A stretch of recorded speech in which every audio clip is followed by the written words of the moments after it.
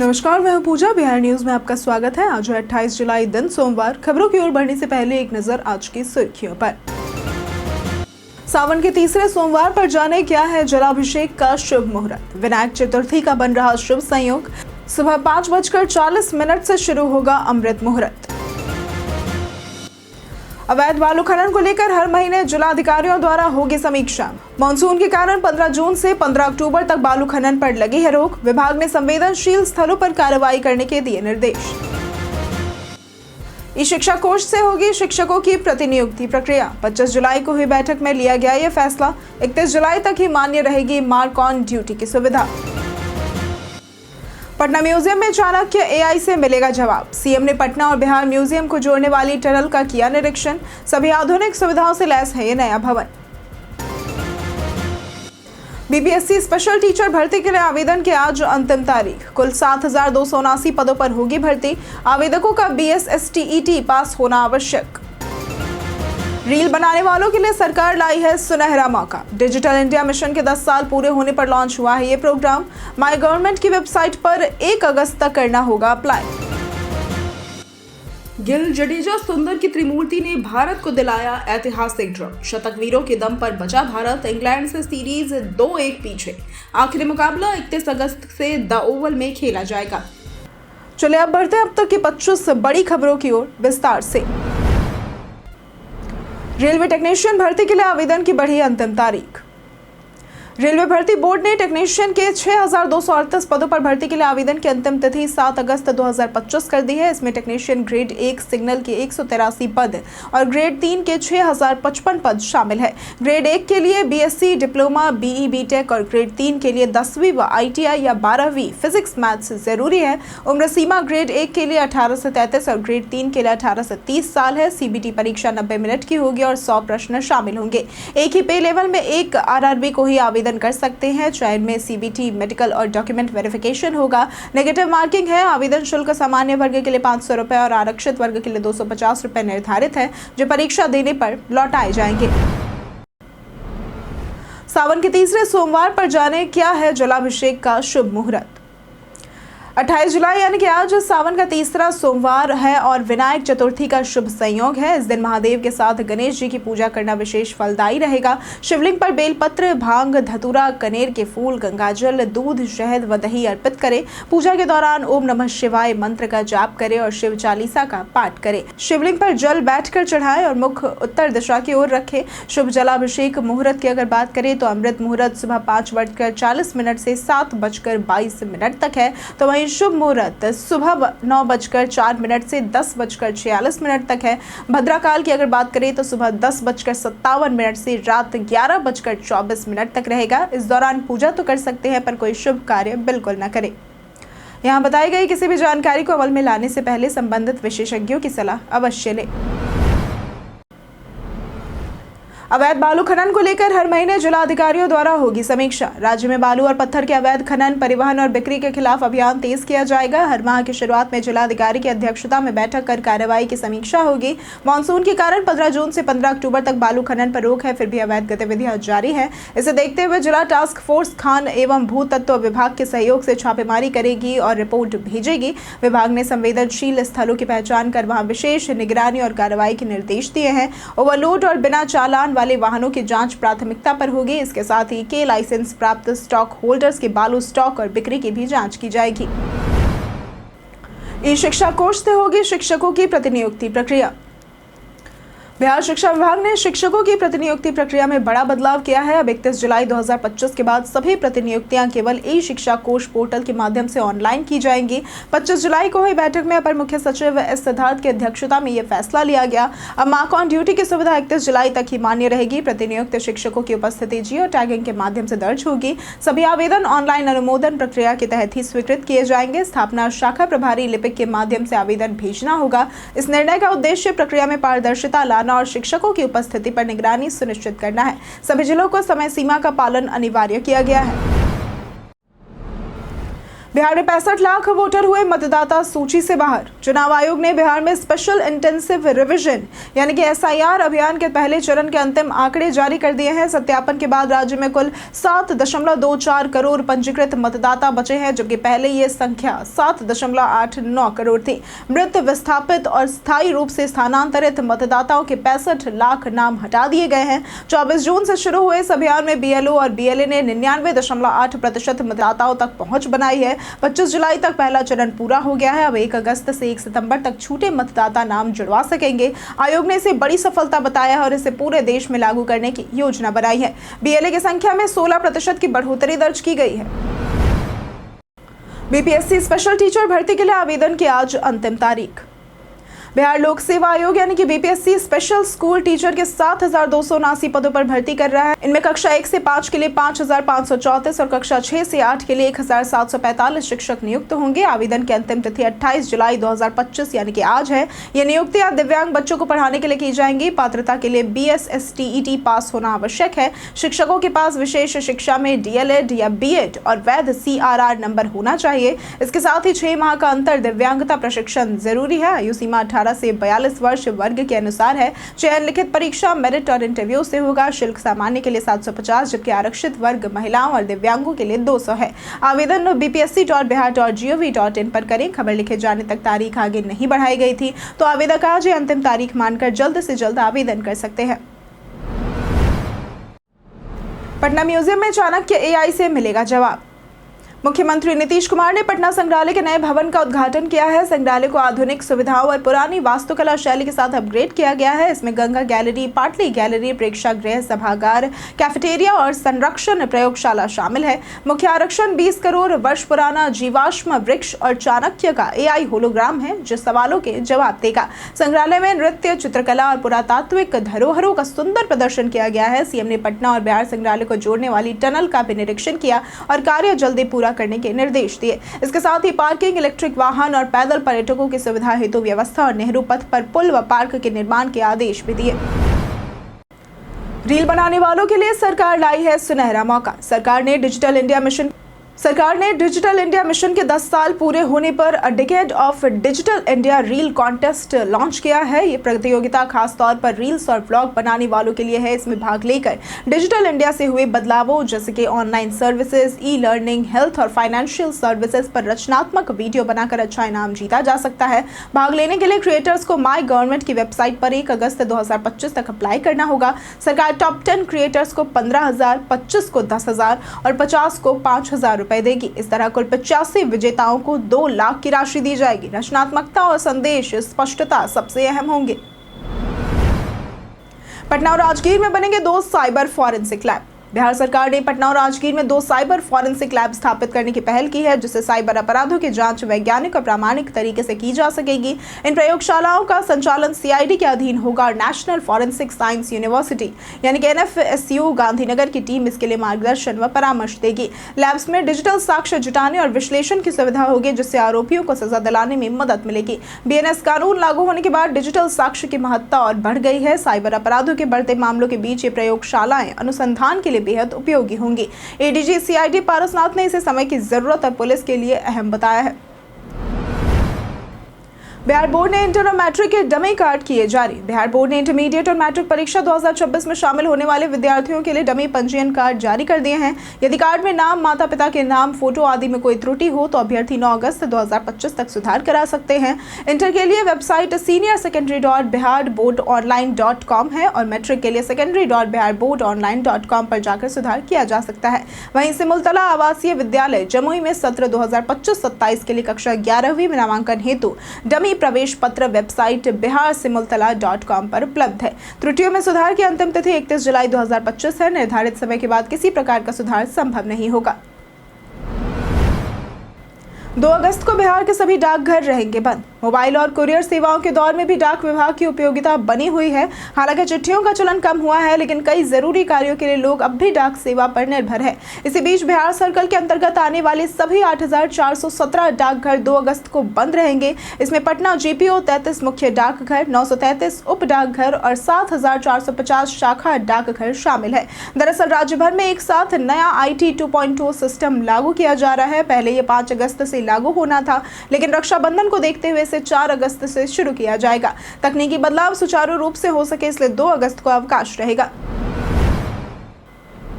Bhojpuri cinema की शेरनी कहे जाने पर अक्षरा सिंह का जवाब। भोजपुरी एक्ट्रेस अक्षरा सिंह को अक्सर भोजपुरी सिनेमा की शेरनी कहा जाता है और हाल ही में एक इंटरव्यू में उन्होंने इसकी वजह भी बताई है। 2023 में समस्तीपुर के एक कार्यक्रम में सिर्फ 28 मिनट परफॉर्म कर स्टेज छोड़ने पर उन पर धोखाधड़ी का केस हुआ था। कोर्ट में सरेंडर के बाद उन्हें जमानत मिली। इस पर अक्षरा ने कहा कि परफॉर्मेंस के दौरान एक व्यक्ति ने उनकी ओर पैसे फेंके थे जो उन्हें अपमानजनक लगा था, इसलिए उन्होंने माइक नीचे रख स्टेज छोड़ दिया था। उन्होंने कहा कि गलत को गलत ही कहना चाहिए। शेरनी कहे जाने पर अक्षरा ने कहा कि वो हमेशा अपने आत्मसम्मान और सच्चाई के लिए खड़ी रहती है, इसलिए लोग उन्हें ये उपाधि देते हैं। यहाँ तक कि उनके पापा भी उन्हें यही कहते हैं। एक बार फिर शिक्षक नियुक्ति में बड़ा घोटाला हुआ उजागर। बिहार में फर्जी प्रमाण पत्रों के आधार पर नियुक्त शिक्षकों के खिलाफ बड़ी कार्रवाई जारी है। अब तक 1,647 प्राथमिकी दर्ज की जा चुकी है, जबकि 2,852 और शिक्षकों के खिलाफ केस दर्ज करने की तैयारी है। अधिकतर मामलों में शैक्षणिक प्रमाण पत्र और गैर मान्यता प्राप्त संस्थानों से प्राप्त BEd डिग्रियां फर्जी पाई गई है। पटना हाईकोर्ट के आदेश पर 2006 से 2015 तक नियोजित शिक्षकों के प्रमाण पत्रों की जांच निगरानी अन्वेषण ब्यूरो कर रहा है। अब तक 6.35 लाख से अधिक प्रमाण पत्रों का सत्यापन हुआ है। इस साल जनवरी से 17 जुलाई तक 72 नई प्राथमिकी दर्ज की गई है। जांच की निगरानी और शीघ्र निष्पादन के लिए ब्यूरो लगातार जिलों को निर्देश भेज रहा है। गया जी में 5 दिनों तक चांदी के झूले में झूलेंगे भगवान विष्णु। गया जी स्थित विष्णुपद मंदिर में 5 दिवसीय झूलनोत्सव का आयोजन 5 अगस्त से 9 अगस्त तक होगा। इस दौरान भगवान विष्णु के सोने के चरणों को 51 किलो चांदी के झूले पर विराजमान कर झुलाया जाएगा। हर दिन विशेष श्रृंगार, महाआरती और पूजा होगी। मंदिर को रंग बिरंगी लाइटों और फूलों से सजाया जा रहा है। साफ सफाई और रंग रोगन का काम भी तेजी से चल रहा है। भजन कीर्तन और सांस्कृतिक कार्यक्रमों की भी योजना है। वाराणसी, कोलकाता और लखनऊ से आए कलाकार शास्त्रीय संगीत व नृत्य की प्रस्तुति देंगे। देवी अनुराधा सरस्वती के भजनों से श्रद्धालु भाव विभोर होंगे। झूलनोत्सव की परंपरा त्रेता युग से चली आ रही है और इसका विशेष धार्मिक महत्व भी है। जाने आज कैसा रहेगा बिहार के मौसम का मिजाज। मौसम विभाग के अनुसार अगले 5 दिनों के दौरान राज्य के अधिकांश भागों के अधिकतम तापमान में किसी भी तरह की कोई भी वृद्धि नहीं होने का पूर्वानुमान लगाया गया है, जिसके बाद अधिकतम तापमान में गिरावट होने की संभावना है। तो वहीं अगले 3 से 4 दिनों के दौरान न्यूनतम तापमान में 1 से 3 डिग्री सेल्सियस की वृद्धि होने की संभावना है। प्रदेश के 1 या 2 स्थानों पर वर्षा होने की आशंका जताई गई है। तो वहीं अगर बात करें आज के अधिकतम तापमान की, तो आज का अधिकतम तापमान 32 से 34 डिग्री और न्यूनतम तापमान 26 से 28 डिग्री रहने का पूर्वानुमान लगाया गया है। मोतिहारी में 3,132 लीटर विदेशी शराब जब्त। बिहार मद्य निषेध इकाई के विशेष अभियान दल को विश्वसनीय सूचना मिली कि एक DCM ट्रक के माध्यम से बाहरी राज्य से अवैध रूप से विदेशी शराब यानी कि IMFL बिहार लाई जा रही है। इस सूचना के आधार पर 27 जुलाई 2025 को मोतिहारी जिले के पिपराकोठी थाना पुलिस के सहयोग से कार्रवाई की गई। इस दौरान एक 6 चक्का DCM ट्रक को जब्त किया गया, जिसमें से लगभग 3,132 लीटर विदेशी शराब बरामद की गई। पुलिस ने मौके से एक अभियुक्त को भी गिरफ्तार कर लिया है। ये कार्रवाई मद्य निषेध कानून के तहत की गई, जो बिहार में शराबबंदी को सख्ती से लागू करने की दिशा में एक अहम कदम माना जा रहा है। चुटकियों में करें नकली आधार की पहचान। आधार QR स्कैनर ऐप की मदद से आप असली और नकली आधार कार्ड की पहचान आसानी से कर सकते हैं। सबसे पहले अपने फोन में एंड्रॉइड या iOS पर आधार QR स्कैनर या फिर M आधार ऐप डाउनलोड करें। ऐप खोलकर स्कैनिंग विकल्प चुनें और आधार कार्ड पर मौजूद QR कोड को स्कैन करें। अगर आधार असली है तो स्क्रीन पर नाम, जन्मतिथि, फोटो आदि दिखाई देंगे। यदि QR कोड नकली या बदला हुआ होगा तो QR कोड नॉट वेरीफाइड का मैसेज आएगा। ये तकनीक बिना OTP या इंटरनेट के वेरिफिकेशन की सुविधा देती है। सिम फ्रॉड, बैंक धोखाधड़ी और पहचान चोरी जैसे मामलों को समय रहते पकड़ने में यह ऐप बहुत उपयोगी साबित होता है। डिप्टी CM सम्राट चौधरी को मिली गोली मारने की धमकी। बिहार के डिप्टी सीएम सम्राट चौधरी को जान से मारने की धमकी मिली है। शनिवार देर रात उनके एक कार्यकर्ता को अज्ञात नंबर से व्हाट्सएप मैसेज भेजा गया जिसमें लिखा था 24 घंटे के अंदर सम्राट चौधरी को गोली मार दूंगा, सच बोल रहा हूं। ट्रू कॉलर पर यह नंबर विक्रम यादव के नाम से रजिस्टर्ड दिख रहा है। सम्राट चौधरी ने धमकी को हल्के में लेते हुए कहा, जिसको धमकी देना है वो देने दीजिए। उनके समर्थकों का कहना है कि सुरक्षा बढ़ा दी गई है। पुलिस नंबर की डिटेल और लोकेशन ट्रेस कर रही है। वहीं सेंट्रल एसपी दीक्षा ने बताया कि अभी तक कोई आधिकारिक शिकायत नहीं मिली है, लेकिन पुलिस जांच कर रही है। पप्पू यादव का बयान, चिराग को सीएम बनाए प्रशांत किशोर। पूर्णिया के निर्दलीय सांसद और कांग्रेस नेता पप्पू यादव ने चिराग पासवान और प्रशांत किशोर पर तीखा हमला बोला है। उन्होंने कहा कि दोनों के बीच मेल हो गया है और अब प्रशांत किशोर को चिराग को मुख्यमंत्री पद का चेहरा घोषित कर देना चाहिए। पप्पू यादव ने तंज कसते हुए कहा कि अगर चिराग को वहां मन नहीं लग रहा है तो वो इधर आ जाए, हम स्वागत करेंगे। उनका कहना है कि बिहार में अगला सीएम दलित, SC, ST या EBC समुदाय से ही होगा और चिराग पासवान उस हिसाब से फिट है। उन्होंने ये भी कहा कि चिराग कुछ भी सीटें जीत गए तो नीतीश कुमार के लिए मुश्किल खड़ी हो जाएगी।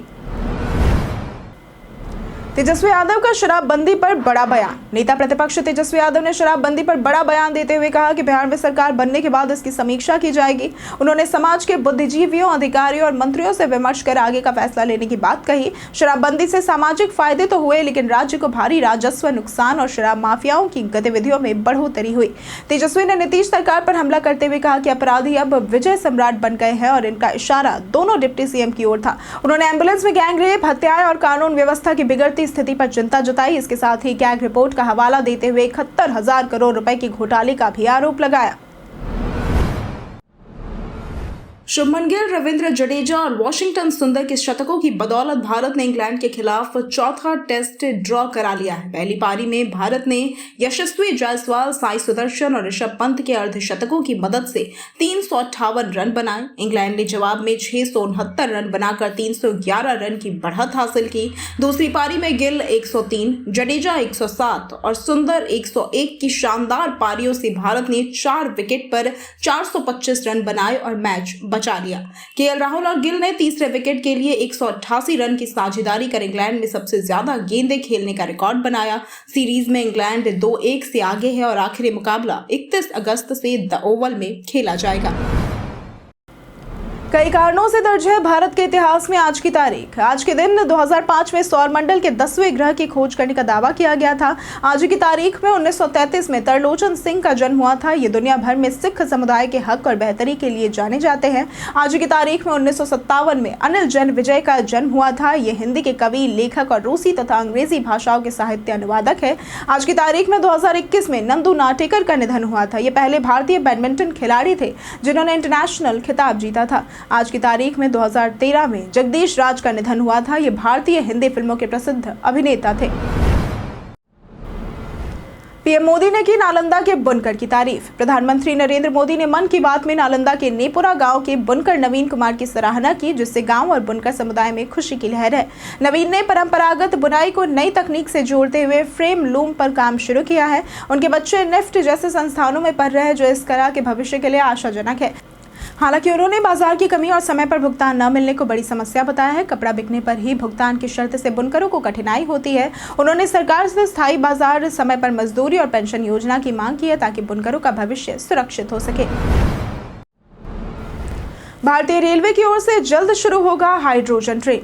भारतीय रेलवे जल्द ही देश में पहली हाइड्रोजन से चलने वाली ट्रेन शुरू करने जा रही है, जिसे भविष्य की पर्यावरण अनुकूल ट्रेन माना जा रहा है। यह ट्रेन डीजल या कोयले की जगह हाइड्रोजन ईंधन का उपयोग करेगी, जिससे कार्बन उत्सर्जन नहीं होगा। चेन्नई की इंटीग्रल कोच फैक्ट्री में इसका सफल ट्रायल हो चुका है। इसकी गति 110 से 140 किलोमीटर प्रति घंटा हो सकती है और इसका इंजन 1200 हॉर्स पावर का होगा। हाइड्रोजन फॉर हेरिटेज योजना के तहत पहले चरण में 25 ट्रेनें तैयार की जाएंगी, जिस पर 2800 करोड़ रुपए खर्च होंगे। एक ट्रेन की लागत लगभग 75 से 80 करोड़ रुपए तक होगी। इससे रेलवे के आधुनिकीकरण और प्रदूषण रहित सफर को बढ़ावा मिलेगा।